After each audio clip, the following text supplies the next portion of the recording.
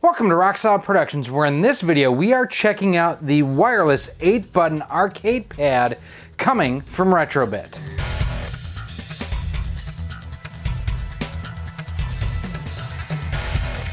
Hey everyone, Gary here with Rocksolid Productions. Now before we get started, as silly as it sounds, I just want to take a second and say thanks for stopping by and checking out what we have going on here on the channel.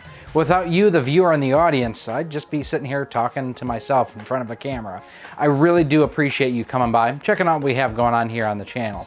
If you really like what you see here, do me a favor, check out some of the other videos that we have here on the channel, and if you really like what we have going on, do me a huge favor. Hit that subscribe button, hit that thumbs up button, and hit that bell notification. That way each and every time we do upload new content, you are kept the most up to date.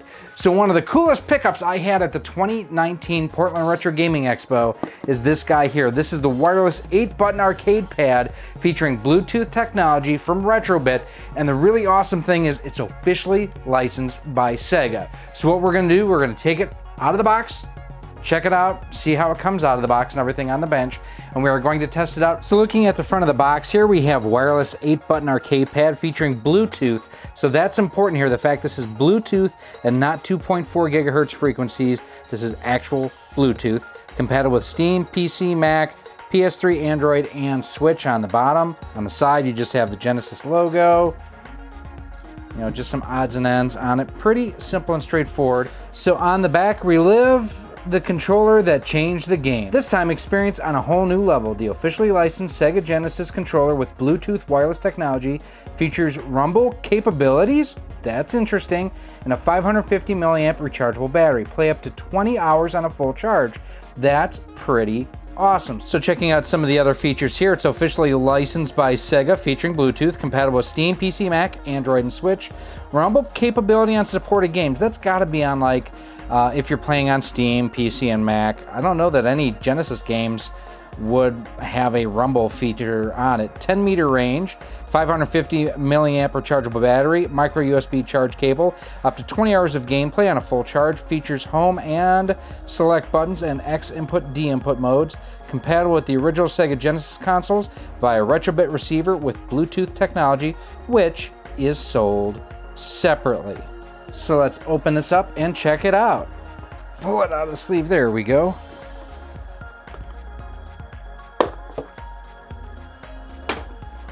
And we have the manual inside the box, which we'll look at in a few minutes. And there is the controller itself, and it looks pretty dang good. Let's pop it out here. And there is the controller itself. Has a home and select button. There's your start button there. XYZ, ABC. I mean, this feels like a 6-button Genesis controller. They've done a good job with this. There's an L button up top, your micro USB port, and R up top there. As you can see, it does have both the Retrobit and Sega logos on back. Feels good, feels really good, which is no surprise. I mean, Sega and Retrobit have had their partnership now for almost a year that, you know, basically Sega is letting Retrobit use the original mold. So D-pad feels good. It does push in just like the originals did.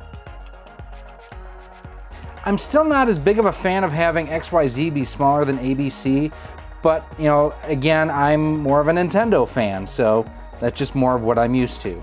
Set that aside. Now, it does come with the micro USB charge cable as well. Looks to be about 6 feet in length. So on here, officially licensed Sega controller featuring Bluetooth technology, compatible with Steam, PC, Mac, Android, and Switch, rumble capability and supported games, 30-foot, 10-meter range, 550, you know, same things that we saw on the back. Operation, press the home button for 1 second to power on. The 4 LEDs will flash at once. Power off, press and hold home for 3 seconds to power off the controller. Charging, just plug it into the micro USB cable.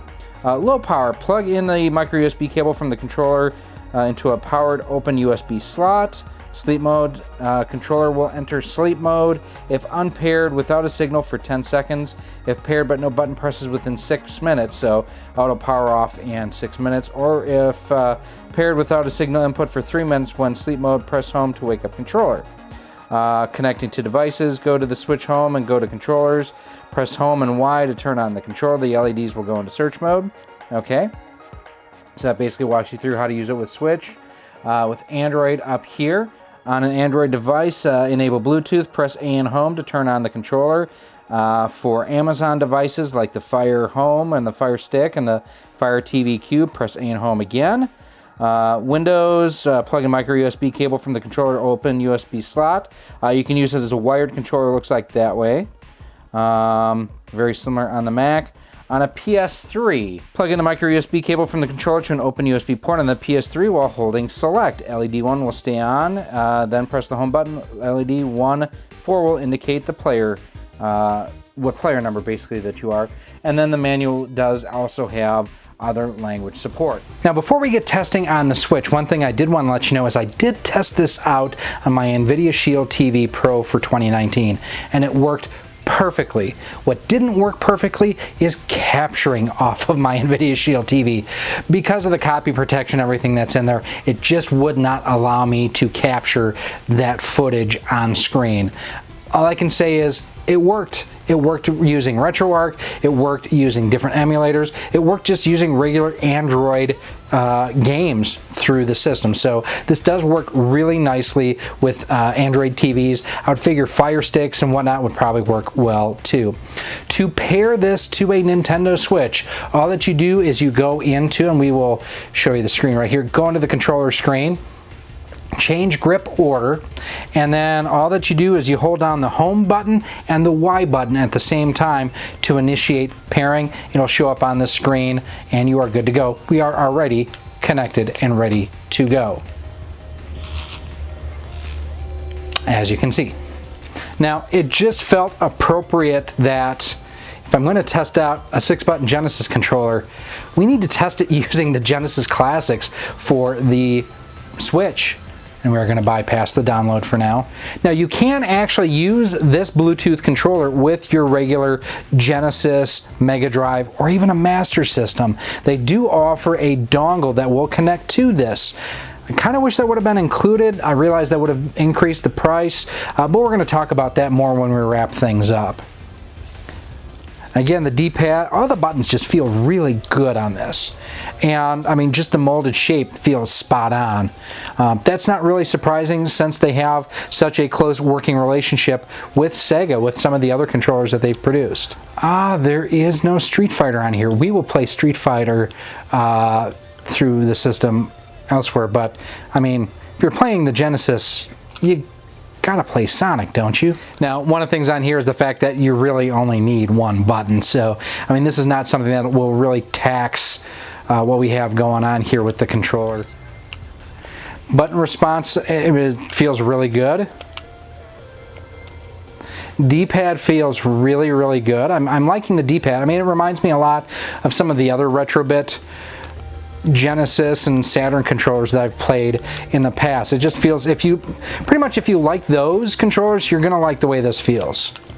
Now I can hit the home button and it'll take me back to the home screen. I think if I hold down the select button, yep, there it takes me back there, so that works perfectly. Let's try some Streets of Rage 2. Great game. Absolutely really wish I would have gotten into this back in the day. Now the one thing I have to remember is that one of either B or C launches the special early. Let's go to options. Let's see if I can find out. No, it does not give me a button layout.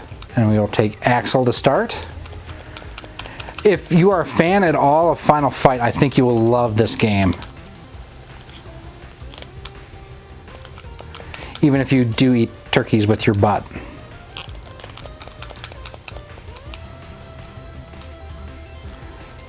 So this one is mapped a little bit differently, where X is actually that like super move there. C is just fast forwarding and rewinding, or just fast forwarding the way the gameplay is working. So it's interesting that the button layout is a little bit different. Okay, Streets of Rage is playing well. Hold down the select button again. And I wonder if that's something button layout. Can I change that? Actually, no, I can't change it. It just gives me the options to see what's there. Yeah, you can't change it. That's weird. I thought Earthworm Jim was on this. No? I guess he's not. We'll try Gunstar Heroes. So it reads X as A, B as B. That's interesting the way that it's interpreting this. So I want shot to be C, jump to be B, select will be A. Okay. This is, you know, my understanding is this is one of the best games ever on the Genesis. I've never played it before. I've kind of wanted it for a while. I've wanted to play it. Wow, this is kind of like a bullet hell. Okay, this is pretty cool. I got to play more of this. All right, so we're actually going to go home. Now I want to check out how it would work with like the Super NES games that I have on here through the NES online service. And yes, I know it's weird to be playing Super Nintendo games with a Genesis controller. All right, so X is run. That's A, and B is a regular jump. And Z and C don't do anything, but the shoulder buttons do work. All right, so now we're going to dive into Street Fighter, the 30th Anniversary Collection.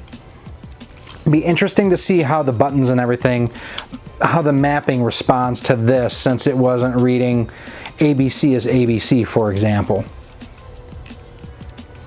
So we are going to set our light punch, medium punch, heavy punch, light kick, medium kick, heavy kick, left, right, up, down. I think this is the actual Genesis. Yep, that's the Genesis one.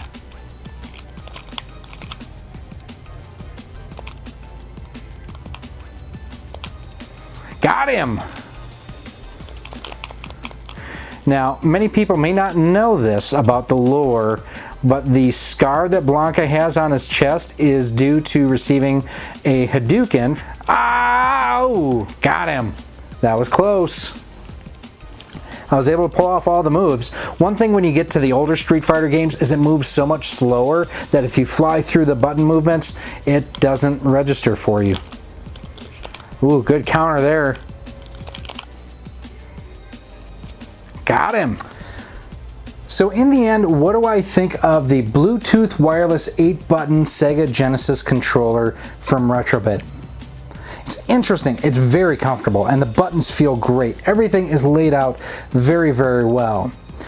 Where I'm at a little bit of a loss is the fact that I'm a little disappointed that they did not include the Bluetooth dongle to use this with my Genesis or with the Genesis Mini. Now I understand and love, absolutely love the fact that they have the other, 2.4 gigahertz set that I have right here, which I'll be able to open maybe. This is a great controller. As you can see, I actually have the dongle connected to my Genesis, connected to my Genesis Mini permanently, so I can just grab and go and play with this. That's kind of what I was hoping for from this guy here. That way I could just out of the box have the 2.4 gigahertz version dedicated towards my Mini and have this dedicated towards my actual Genesis. Now, good news is the fact Retrobit does sell that separately. They're about 15 bucks, I think. Check out CastleManiaGames.com. I'll have a link down below where you can check that out. But I was a little disappointed that it did not have that dongle in the box. Above and beyond that, it was a little weird the way the button mapping was worked, especially in the Genesis Classics, and there was no way to remap that. I did test this, as I said earlier on, with my nVidia Sheild TV Pro. Worked fine. No issues, just could not capture from it. That was the only minor thing that came up. Now, if you do want to pick up one of these for yourself, head on over to CastleManiaGames.com. Ryan does have these listed on the website. And one of the cool things is if you order through CastleManiaGames.com, they have what they call Castle Cash, where it's basically his rewards program that he has set up over there on the website, where the more you spend, the more you save towards future purchases. And the cool thing is Castle Cash works just like cash. So you don't have to worry about like certain promo codes only work on certain items. CastleManiaGames.com with Castle Cash, it's the same as cash. Now, speaking of promo codes, we do have one for you if you do want to use it. Rock Solid 10 works to take 10% off of most everything off of the website. Just another option for you out there too. Now, if you do like what you see here, and if you want to see more, like I mentioned at the top of this video, make sure you hit that thumbs up button, make sure you hit that subscribe button, and hit that bell notification. That way you are kept the most up to date with everything we have going on here on the channel. Now, if you do want to help support the future of Rock Solid Productions, there are a couple different options that you have out there. First and foremost, head on over to our Patreon page at patreon.com/rocksolid for as little as $1 a month, $12 a year. You get early access to all of our content, exclusive content, and more. Plus, you can head on over to our Teespring store, pick up some Rock Solid Productions swag with some t-shirts, sweatshirts, hoodies, and more, and everything we raise goes right back into the channel. I do appreciate those who have gone ahead and helped us both in 2019 moving forward into 2020 and beyond. This is a neat idea. I don't know that I'm the right customer for this though. I think if you are running on a RetroPie or emulation or on a PC, this is the way to go and play your Genesis games. For someone like me who wants to play on Genesis hardware, well, their 2.4 gigahertz solution is actually the better solution for me. I am Gary, this has been Rock Solid Productions, and our look at the Bluetooth 8-button wireless controller from Retrobit designed to emulate the Sega Genesis experience. I thank you for watching. I hope to see you soon.